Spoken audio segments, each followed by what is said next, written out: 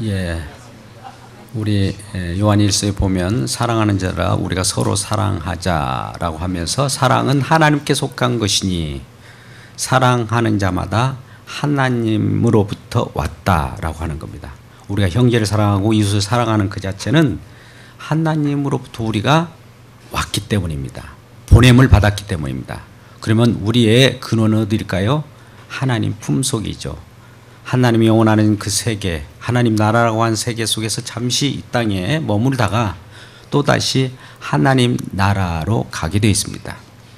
이를 로마서 11장 36절 말씀에는 모든 것이 만물이 주께서 나서 주로 말미암고 주께로 돌아간다라고 하는 것입니다.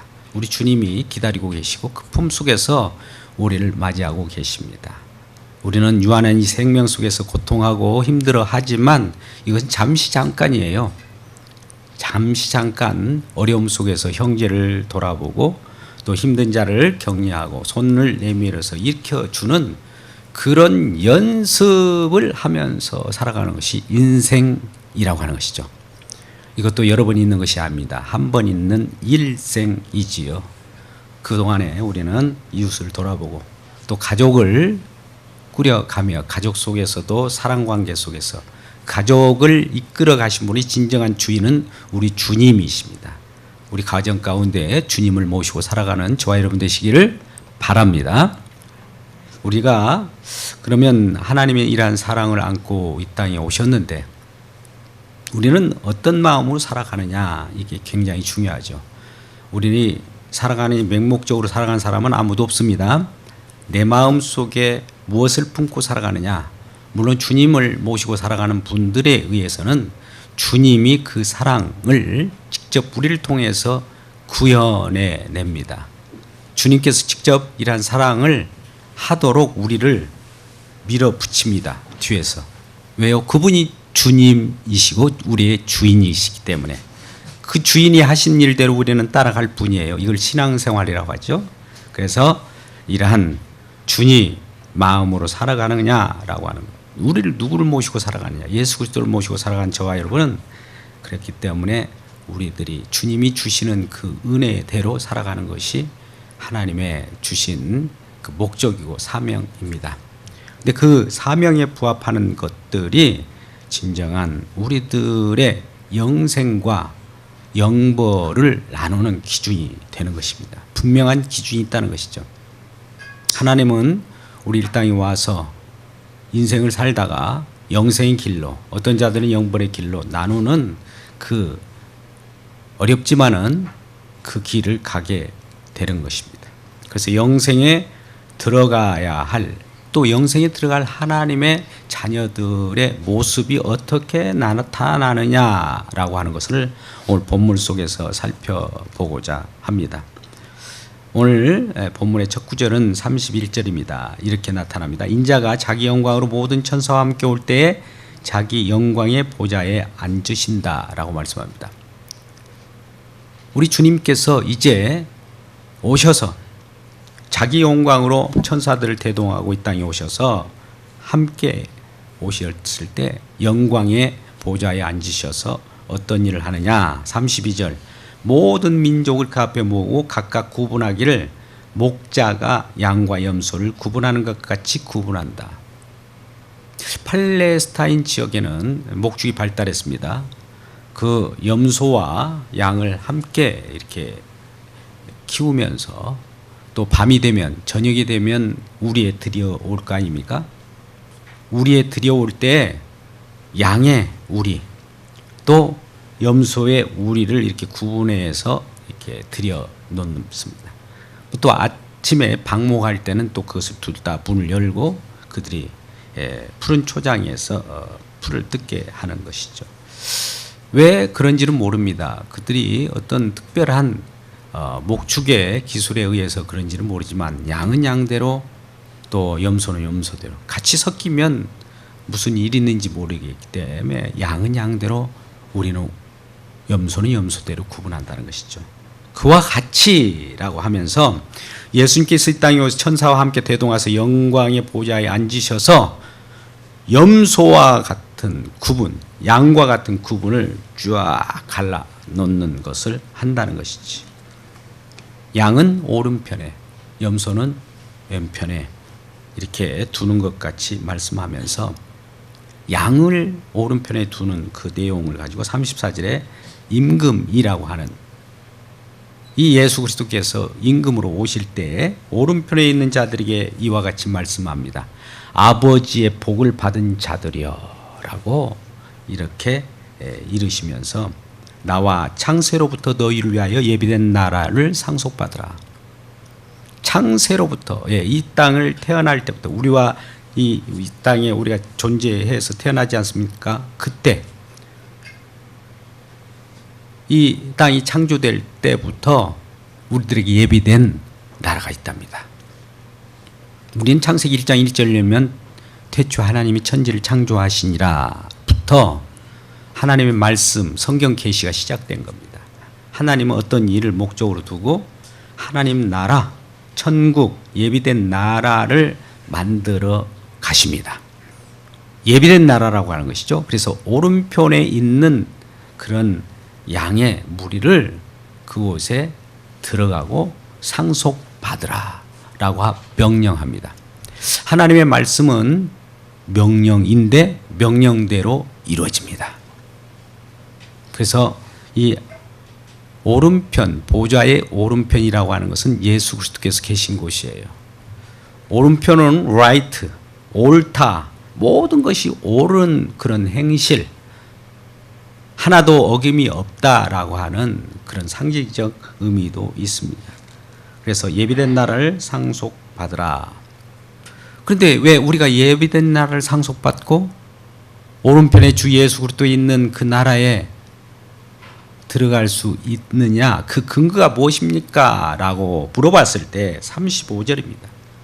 35절, 내가 줄일 때 너희가 먹을 것을 주었고 목마를 때 마시게 하셨으며 나그네 될 때 영접하였고 또 헐벗을 때 옷을 입혔고 병들었을 때 나를 찾아주었고 옥에 갇혔을 때 돌봐주었느니라. 이것이 근거랍니다. 하나님의 자녀로 살아가는 자들의 모습이라고 하는 것이죠. 근데 우리가 여기서 들을 때는 이것이 구제가 조건이 되어서 천국에 들어가는 것처럼 들릴 수 있습니다.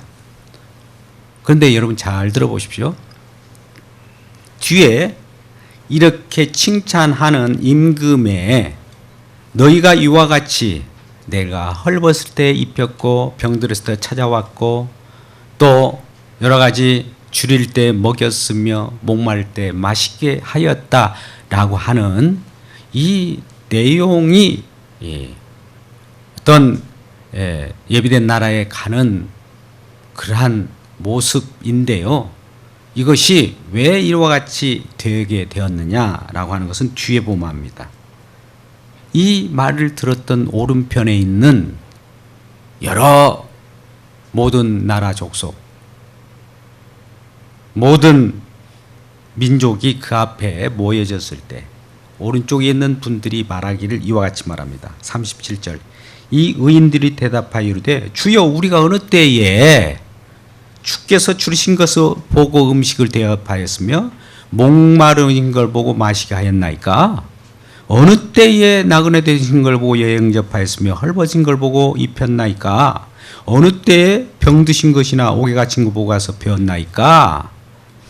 이들은 자기의, 물론 이와 같이 섬기고 또 목마른 자에게 물을 대접하고 한 일도 있겠죠. 그런데 다 잊어버리는 거예요. 자기가 한 것에 대해서 내가 했습니다 라고 하는 말을 하지 않습니다. 특이하죠? 분명 그들은 했어요. 그런데 자기가 한 것으로 취하지 않는다는 데 있습니다. 우리는 이걸 베드로전서 4장 11절에 이와 같이 말씀합니다. 누구든지 하나님의 누구든지 말을 하려거든 하나님이 말씀하신 것 같이 말을 하고 무슨 봉사를 하든지 하나님께서 공급하시는 힘과 능력으로 하라고 합니다. 우리가 우리 자신이 어떤 일을 한 것처럼 하면 우리의 공로가 드러나요. 그런데 우리 주님께서 우리 주인이 되어서 주님께서 나를 밀어붙여서 했으니 우리 주님이 하십니다. 주님의 공로입니다. 주님에서 하셨죠. 제가 한 것은 아무것도 없습니다. 라고 하면서 의아해할 정도로 우리의 자신의 공로를 내세워서는 안 된다는 것이죠. 이런 자들에게 너는 나를 먹였어. 네가 나를 헐벗을 때 입혔어. 라고 하는 거예요. 하나님은 우리들에게 이것저것을 하셨다고 하는데 우리는 아닙니다. 내가 어떻게 그런 일을 했어요. 라고 하는 반응이 나와야 하나님께서는 우리를 의인이라고 하는 것이죠. 우리가 무슨 의가 나와서 의인이라고 하지 않습니다. 하나님이 의를 내려주시고 은혜를 주시고 공급하신 능력을 주셔서 그 힘으로 그 일을 했지 우리 스스로 힘으로 한 적은 없어요. 신앙생활이라는 것은 우리 스스로 한 일이 없습니다. 우리 스스로 했다면 나타나는 거 뭘까요? 뒤에 나오는 염소 왼쪽에 있는 무리가 그렇게 얘기합니다. 우리가 언제 돌보지 아니하였나이까? 주님을 내가 예배했잖아요. 이웃을 섬겼잖아요. 보세요. 내가 명부에 적어놓은 거 한번 리스트를 주님께 한번 밝혀볼까요? 이렇게 나서는 자들이 있어요. 이건 자기 공로를 가지고 나온 자들이에요. 우리는 구원은 어떻게 받습니까? 우리의 공로로 구원받습니까? 우리 행실로 구원받습니까?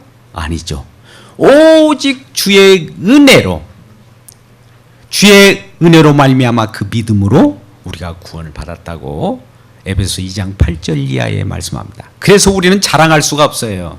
우리가 아무리 선한 일을 하고 위대한 일을 할지라도 이것은 자랑할 수가 없어요. 그러면 누구를 자랑해야 될까요? 이 일을 성사시키신 우리 주님을 자랑하는 자들이에요.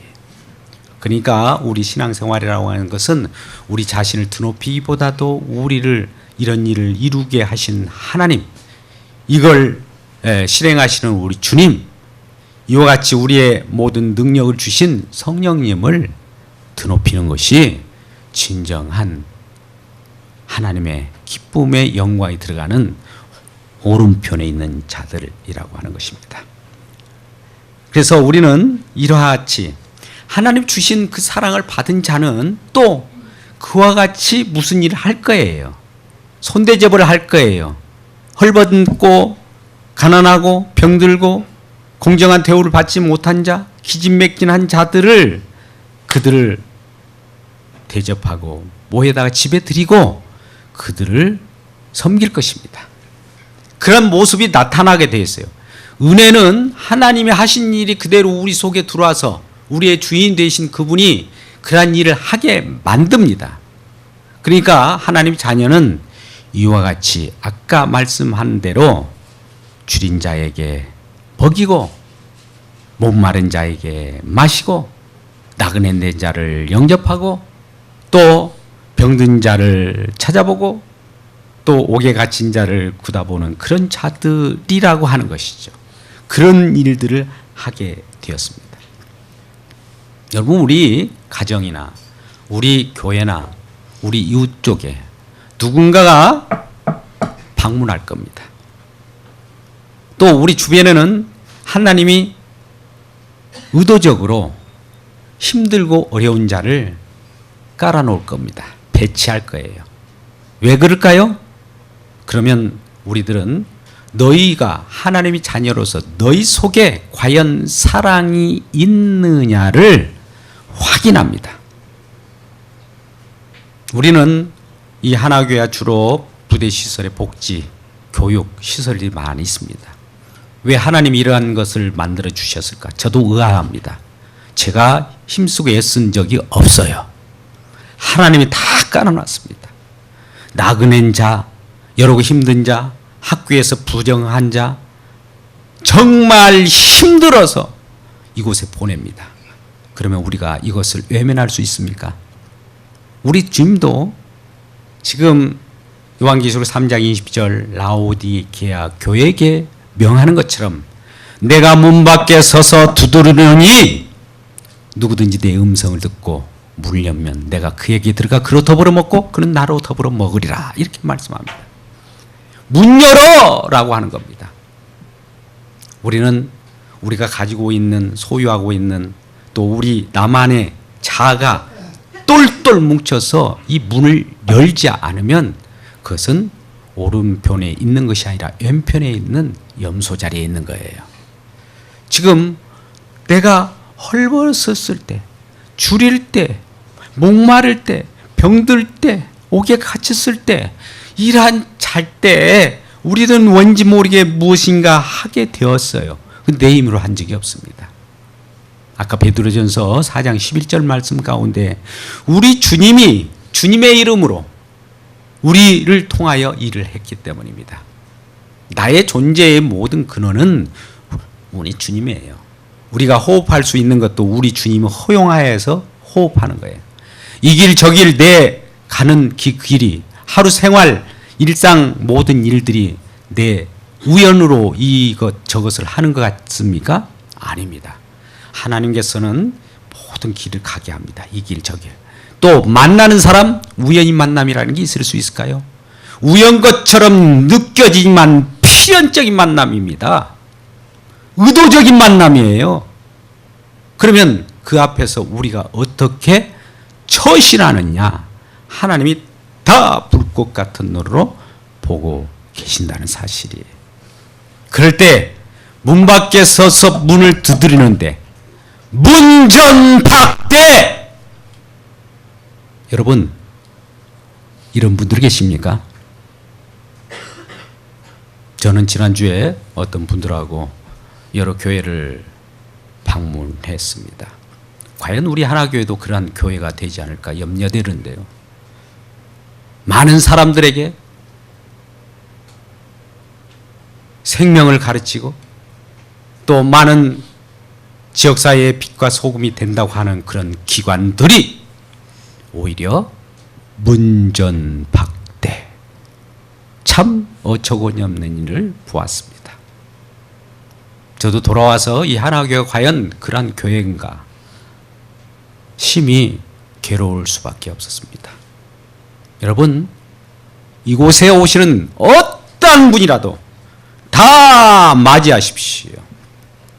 창세기 18절에 가보면요 아브라함이 하는 일이 뭔지 아십니까? 이 땅에 태어나서 하는 일, 장막문에 앉아서 지나가는 나그네를 쉬어가라고 합니다.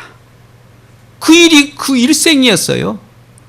장막문에 앞에 나가서 누군가 지나가면 급히 달려가서 쉬어가십시오. 나무 그늘 아래, 상수리 나무 그늘 아래 앉아 계시다가 지나가는 나그네에게 쉬어가라고. 지나가는 나그네가 왔다가 그래요? 그러면 물로 그 발을 씻어주고 또 고운 가루로 떡을 만들고 심지어 자기 송아지를 잡아가지고 공개를 해요. 그럴 때 천사로 등장한 그 나그네가 이러한 약속을 줍니다. 내년 이맘때에 아들이 있으리라. 창세기 18장 10절 말씀이에요.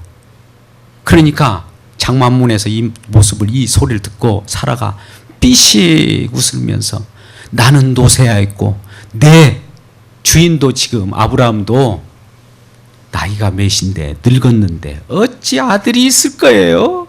하고 비웃어요. 여러분 우리는 나그네를 영접하고 누군가 오고 가는 그 오고 감 속에 약속이 주고받아집니다. 하나님의 말씀이 주고받아집니다. 복음이 주고받았습니다. 하늘나라 세계를 전달하려고 이곳에 방문한 자들이 있어요. 그 모습이 어떤 모습일까요? 가장 작은 자 중에 하나처럼 보입니다. 별 볼 일 없는 그러한 노쇠한 노숙자의 모습으로 올 수도 있단 말입니다. 한 푼 줍시오라고 하면서 올 수도 있어요. 그러면 우리는 그것을 보고 아이고 전애들도 무슨 영업을 계획적으로 하네. 예, 설령 그렇게 할지라도 그들을 영접하십시오. 하나님의 보냈다는 생각을 가지고 우리 마음이 어떤 마음으로 그들을 대하느냐에 따라서 하나님의 사랑이 표현되고 구현되었을 때 약속이 교환됩니다. 그래서 온 민족이 하나로 모여질 때 진정한 하늘세계에서 일어나는 진정한 기쁘다 구주 오신 그 구주의 복음이 그들에게 스며들어서 그들도 죽어가는 이 세상 속에서 생명으로 잉태하는 그 일이 벌어졌을 때 교회 가운데 많은 무리가 모여서 우리도 이와 같이 그러한 생명의 약속을 우리에게 부여해 주심으로 우리가 생명을 얻었나이다 라고 하는 것이죠. 장막문에서 아브라함이 지나가는 천사들을 맞이할 때 그 천사 중에 한 천사가 그와 같이 약속을 하는 거예요. 너에게 내년 내가 다시 이때 다시 꼭 오겠다. 근데 그때는 너에게 아들이 있다는 거예요. 약속의 씨로 말미암아 아들이 탄생했는데 그가 이삭이에요.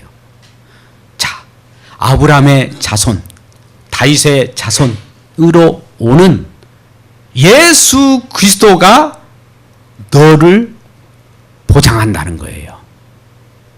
여러분, 이곳에 오고 가면서 노새하고 별 볼 일 없는 나그네가 지나가면서 행인이 지나가면서 이곳에 오잖아요. 그를 통하여 약속을 던져주고 간다는 이 사실을 아십니까?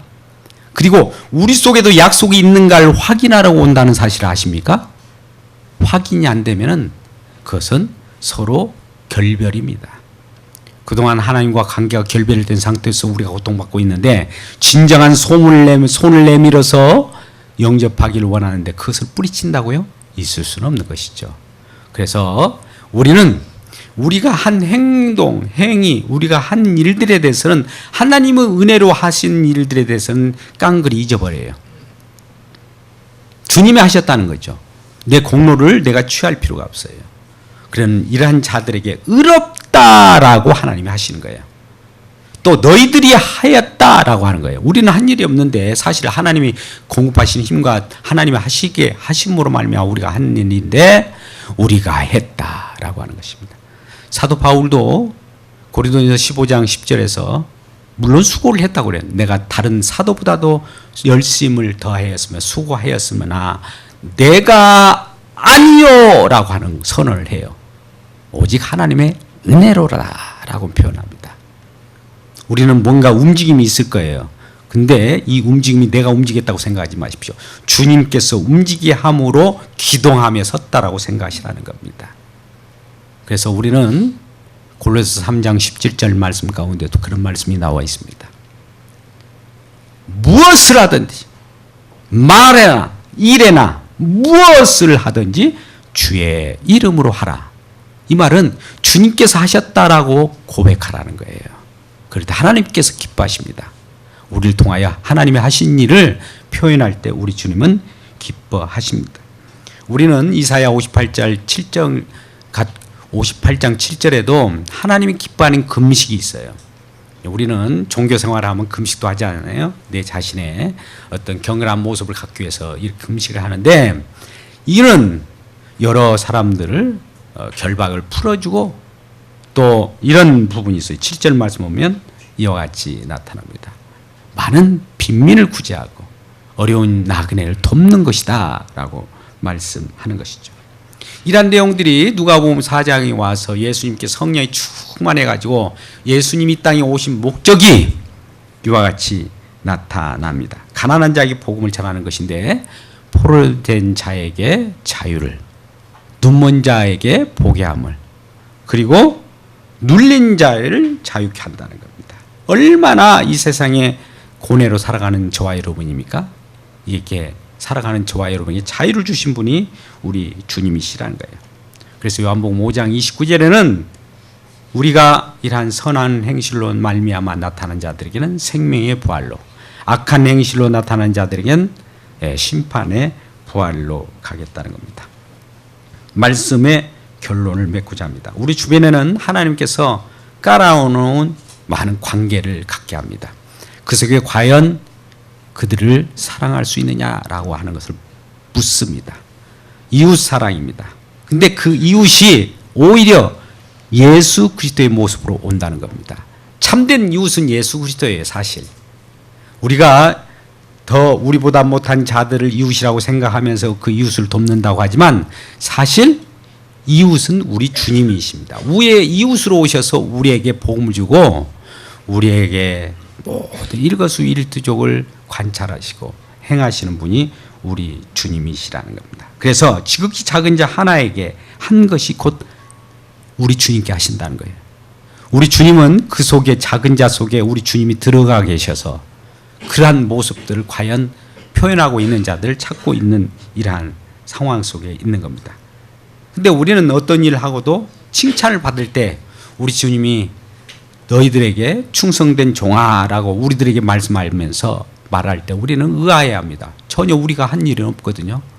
모든 것은 우리 주님께 공로로 돌릴 때 모든 믿음, 구원 이 모든 것들이 우리 주님으로 말미암아 이루어졌다는 것을 고백하는 복음의 증인들이 되는 겁니다. 이러한 복음의 증인들로 살아가기를 주의 이름으로 축복합니다.